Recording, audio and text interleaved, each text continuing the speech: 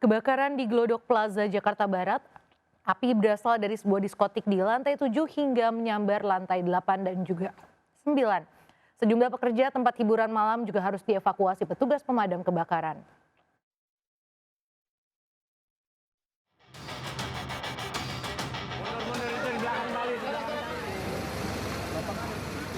Kebakaran hebat melanda gedung di Glodok Plaza di Jalan Pinang Sia, Taman Sari, Jakarta Barat. Kobaran api membuat tempat hiburan malam piara dan sulit dipadamkan hingga merembet ke lantai di atasnya. Sejumlah pekerja tempat hiburan malam ini menyelamatkan diri ke lantai paling atas atau rooftop. Petugas pemadam kebakaran menggunakan sebuah mobil Bronto Skylife untuk melakukan evakuasi. Kepulan asap tebal disertai kobaran api membuat warga yang di atas panik dan menyelamatkan diri ke lantai paling atas. Operator karaoke, operator nggak tahu. Kalau api dari mana tahu? Oh, saya nggak tahu. Nggak tahu ya. Keluar. Pak, itu bisa dijelasin nggak waktu di awal di atas itu berapa lama sampai nggak bisa Itu Pak, saya awal takut juga jadi nggak tahu.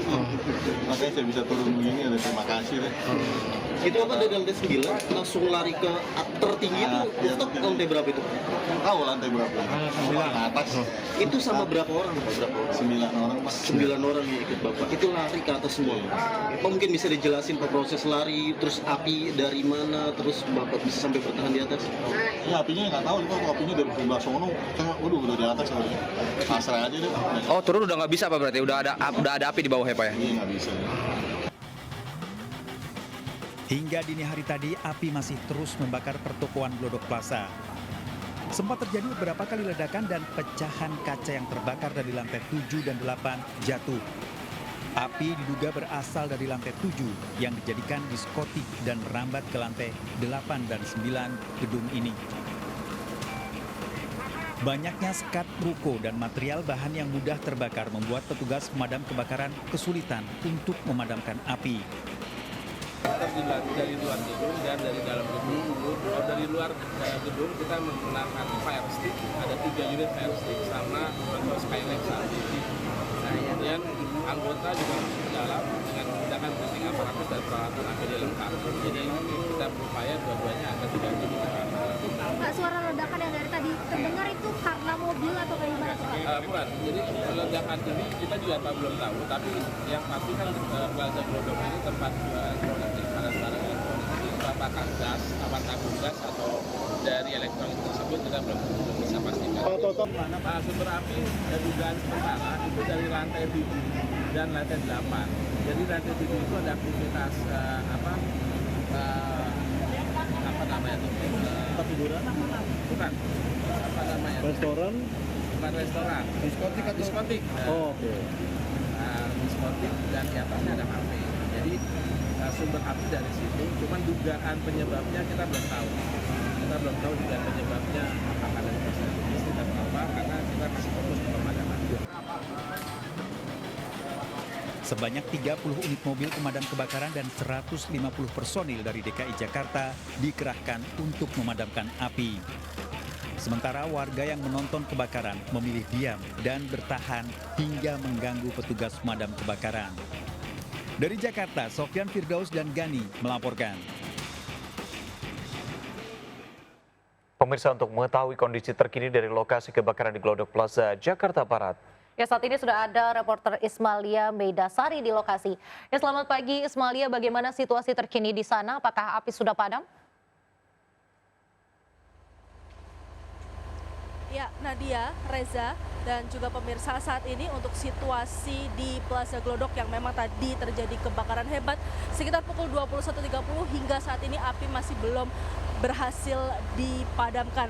Karena memang Nadia, Reza, untuk api sendiri memang ini merambat ke lantai-lantai lain seperti yang tadi sudah diberitakan. Awal mula titik api berasal ini, kami mendapatkan informasi terbaru bahwa titik api berasal dari lantai 8 dan lantai 8 tersebut merupakan gedung atau tempat untuk berkaraoke, dan setelah itu api merambat ke lantai 7 dan lantai 9. Tadi juga memang sempat ada 9 korban yang sempat terjebak karena mereka tidak bisa turun ke lantai bawah dikarenakan api sudah menyambar.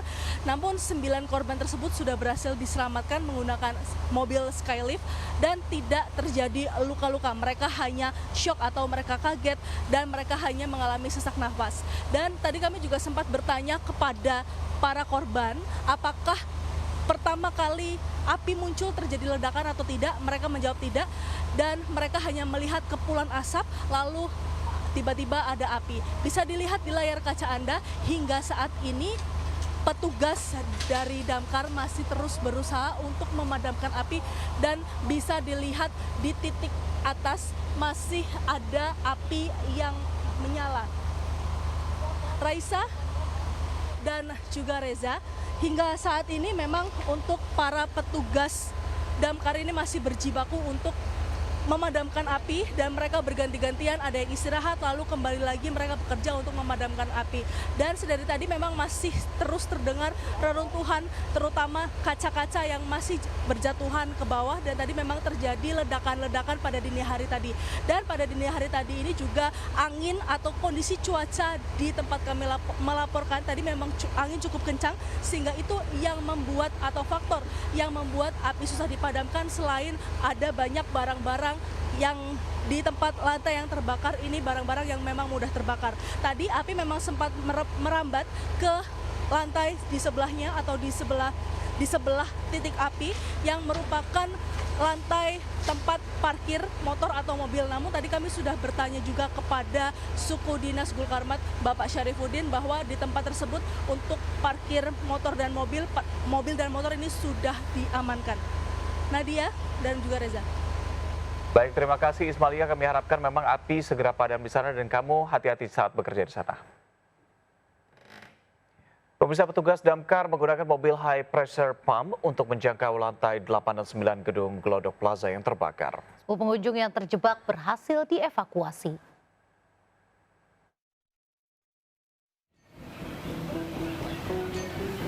Hingga lewat dini hari tadi, api yang membakar Glodok Plaza Taman Sari Jakarta Barat belum juga padam. Bahkan setelah 5 jam petugas damkar berjibaku, api belum juga mampu dijinakan. Kencangnya angin membuat bara api berterbangan dan berpotensi mengakibatkan api merambat ke bangunan di sekitarnya. Kebakaran yang diduga berasal dari diskotik di lantai 7 mal, merambat ke lantai 6, 8, dan 9. Saat kejadian, api nampak besar dan asap hitam membumbung tinggi. Tingginya gedung tidak dapat dijangkau petugas dari bawah hingga harus menggunakan mobil high pressure pump untuk menjangkau lantai 8 dan 9 yang terbakar. Petugas pun melakukan penyelamatan pada 10 orang yang terjebak. Awalnya petugas sempat kesulitan karena alat yang ada sulit menjangkau lokasi. Namun akhirnya pengunjung yang terjebak berhasil dievakuasi menggunakan unit pemadam Bronto Skylift. Para korban yang terjebak tidak mengalami luka dan hanya diberi oksigen oleh PMI lalu dipulangkan. Pemirsa, usai 3 hari melarikan diri, Nanang Gimbal, pelaku pembunuh artis pesinetron Sandi Permana, akhirnya ditangkap di Karawang, Jawa Barat. Pelaku ditangkap saat sedang memesan roti di sebuah warung dekat lokasi persembunyiannya.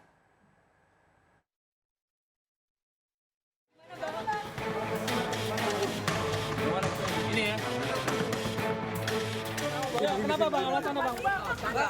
Alasannya kenapa bang? Mungkin bang, sedikit bang. Inilah Nanang Irawan alias Nanang Gimbal atau Limbat, pelaku pembunuhan atas Sandi Permana, pemeran Arya Soma di serial misteri Gunung Merapi. Tiba di Polda Metro Jaya, pelaku langsung menjalani pemeriksaan. Nanang Gimbal berhasil ditangkap tim Polres Metro Bekasi dan Polda Metro Jaya di Desa Kutamukti, Kecamatan Kutawaluya, Kabupaten Karawang, Jawa Barat.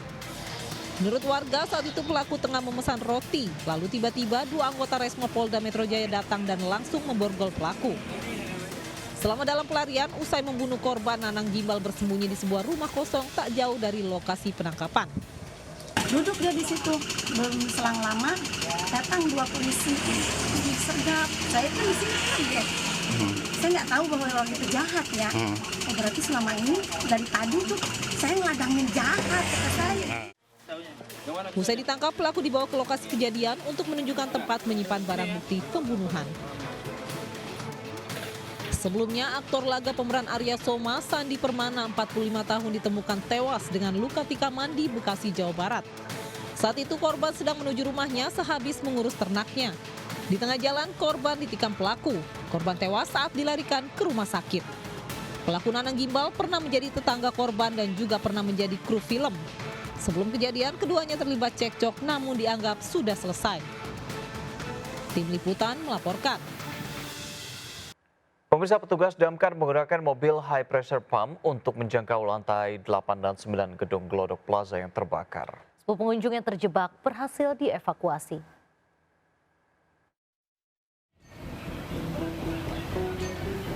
Hingga lewat dini hari tadi, api yang membakar Glodok Plaza Taman Sari Jakarta Barat belum juga padam. Bahkan setelah 5 jam petugas damkar berjibaku, api belum juga mampu dijinakan. Kencangnya angin membuat bara api berterbangan dan berpotensi mengakibatkan api merambat ke bangunan di sekitarnya. Kebakaran yang diduga berasal dari diskotik di lantai 7 mal, merambat ke lantai 6, 8, dan 9. Saat kejadian, api nampak besar dan asap hitam membumbung tinggi. Tingginya gedung tidak dapat dijangkau petugas dari bawah hingga harus menggunakan mobil high pressure pump untuk menjangkau lantai 8 dan 9 yang terbakar. Petugas pun melakukan penyelamatan pada 10 orang yang terjebak. Awalnya petugas sempat kesulitan karena alat yang ada sulit menjangkau lokasi. Namun akhirnya pengunjung yang terjebak berhasil dievakuasi menggunakan unit pemadam Bronto Skylift. Para korban yang terjebak tidak mengalami luka dan hanya diberi oksigen oleh PMI lalu dipulangkan. Kementerian Kelautan dan Perikanan menjegel pagar laut di Laut Bekasi, Jawa Barat. Pembakaran laut untuk reklamasi tersebut dihentikan sementara oleh Dirjen PSDKP karena tidak memiliki izin pemanfaatan kawasan perairan dan ruang laut.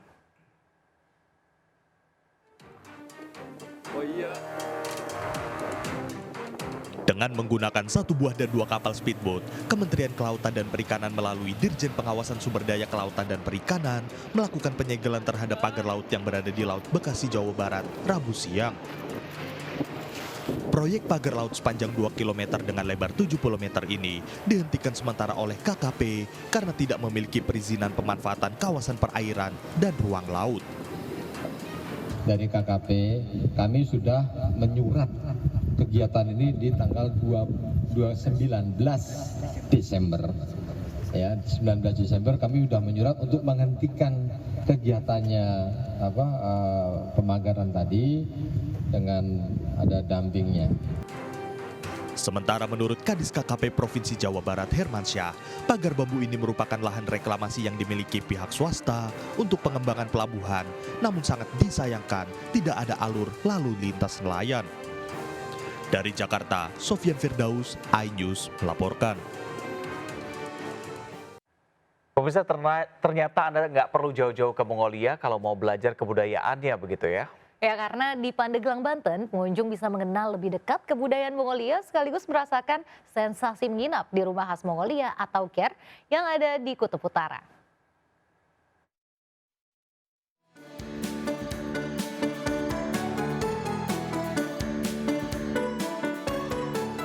Warna cerah dan desain unik ini berada di dalam rumah khas Mongolia atau yang dikenal dengan Ker.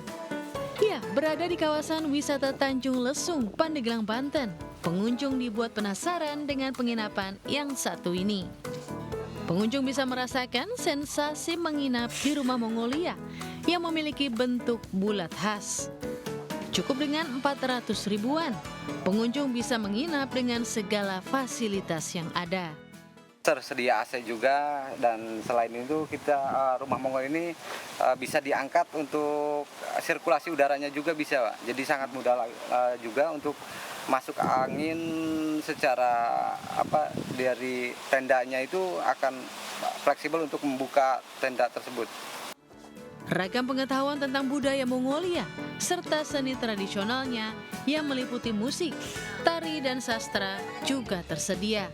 Termasuk bisa mencoba menggunakan pakaian adat Mongolia yang hangat di tubuh. Habis lihat rumah kebudayaan Mongolia yang ada di Tanjung Lesung. Tadi ada baju-baju kerajaan, singgasana Raja Ratu. Terus tadi juga ada uang mata Mongolia. Ya. Kawasan wisata Tanjung Lesung juga menawarkan pemandangan indah serta ragam permainan air yang seru untuk dinikmati bersama keluarga dan kerabat terdekat. Dari Pandeglang, Banten, Iskandar Nasution melaporkan. Mahkamah Konstitusi resmi menerima surat penarikan permohonan perkara sengketa pemilihan Gubernur Sulawesi Utara pada tanggal 13 Januari 2025. Pencabutan gugatan tersebut memuluskan langkah pasangan Julius Silvanus Komaling dan Johannes Victor Malangkai untuk menduduki kursi Gubernur dan Wakil Gubernur Sulawesi Utara periode 2025-2030.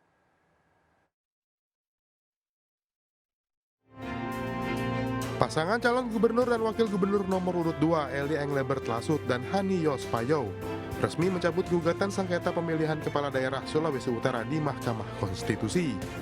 Dicabutnya gugatan ini disambut rasa syukur oleh pasangan gubernur dan wakil gubernur terpilih Sulawesi Utara, Julius Silvanus Komaling dan Johannes Victor Mailangkai. Setelah pencabutan gugatan sengketa pilkada ini, pasangan Julius Silvanus Komaling dan Johannes Victor Mailangkai berkomitmen akan segera merealisasikan program-program pembangunan Sulawesi Utara untuk lebih maju dan lebih baik. Kita ada 8 misi yang akan kita jabarkan dalam program-program ke depan. Dan tentunya yang pertama yang menjadi prioritas kami adalah pemberantasan korupsi. Ya, itu menjadi prioritas. Baru kita akan meningkatkan indeks pembangunan manusia di Sulawesi Utara. Harapan dari Bapak Gubernur dan kami Wakil Gubernur dalam ke depan supaya rakyat merasakan adanya perubahan dan kemajuan bagi upaya peningkatan kesejahteraan rakyat di Sulawesi Utara. Kemenangan pasangan YSK Victor tak lepas dari dukungan penuh 12 partai pengusung, salah satunya Partai Perindo, yang telah bekerja keras mendukung kemenangan pasangan calon nomor urut 1 pada Pilkada Sulawesi Utara ini. Kemenangan Bapak YSK Victori hari ini adalah kemenangan 12 partai pengusung yang sudah bekerja keras di Sulawesi Utara agar Pak YSK bersama dengan pasangan YSK Victori ini bisa menang. Partai Perindo juga berkomitmen akan mengawal dan mendukung penuh pasangan Julius Silvanus Komaling Johannes Victor Mailangkai dalam menjalankan pemerintahannya sebagai Gubernur dan Wakil Gubernur Sulawesi Utara periode 2025-2030. Dari Jakarta, Dilami Aulia, Indra Okta, iNews melaporkan. Kamar Dagang dan Industri atau Kadin Indonesia menggelar rapat pengurus harian Kadin Indonesia di Menara Kadin, Jakarta. Langkah tersebut dilakukan untuk menyusun rancangan program kerja Kadin Indonesia sepanjang tahun 2025 serta keterlibatannya dalam menyukseskan program strategis pemerintah.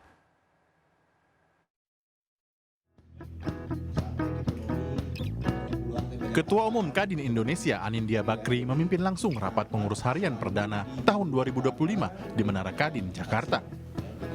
Rapat yang turut dihadiri Waketum Bidang Komunikasi dan Digital, Clarissa Tanusudibyo ini membahas program kerja Kadin Indonesia sepanjang tahun 2025, serta keterlibatan dalam sejumlah program strategis pemerintah, mulai dari program makan bergizi gratis, program 3 juta rumah, hingga investasi dan perdagangan. Kadin bisa berpartisipasi terutama untuk teman-teman di daerah karena ini merupakan program besar yang harus disukseskan ya, dari dapurnya yang jumlahnya kalau tidak salah 11.000 sampai supply chain-nya, lalu pembiayaannya dan lain-lain. Lalu yang kedua juga tadi bicara cukup detail mengenai penyediaan 3 juta rumah murah per tahun, di mana 2 jutanya di pedesaan, 1 jutanya di perkotaan. Nah, ini teman-teman dari Kadin Provinsi bisa berpartisipasi. Sementara itu, Wakil Ketua Umum Bidang Organisasi Kadin Indonesia yang juga PLT Sekjen Partai Perindo, Andi Muhammad Yuslim Batawari, optimis partisipasi Kadin dapat membantu mensukseskan target pertumbuhan ekonomi mencapai 8%. Capaian 8% itu bukan pekerjaan mudah karena butuh sinergi dan pasti setiap tahun itu ada tahapan kenaikan. Dengan makan bergizi gratis ini, kita mau ada multiplier efek, melibatkan semua pengusaha UMKM, sehingga ada value di sini. Ini salah satu harapan kita. Kadin Indonesia bersama para pengusaha berkomitmen akan membantu mensukseskan program-program pemerintah, serta fokus untuk membantu peningkatan perekonomian nasional. Dari Jakarta, Ade Firmansyah, iNews melaporkan. Pemerintah menargetkan pertumbuhan ekonomi sebesar 5,2% pada tahun 2025. Target tersebut optimis bisa tercapai di tengah gencarnya sejumlah program pemerintah untuk mendongkrak perekonomian nasional.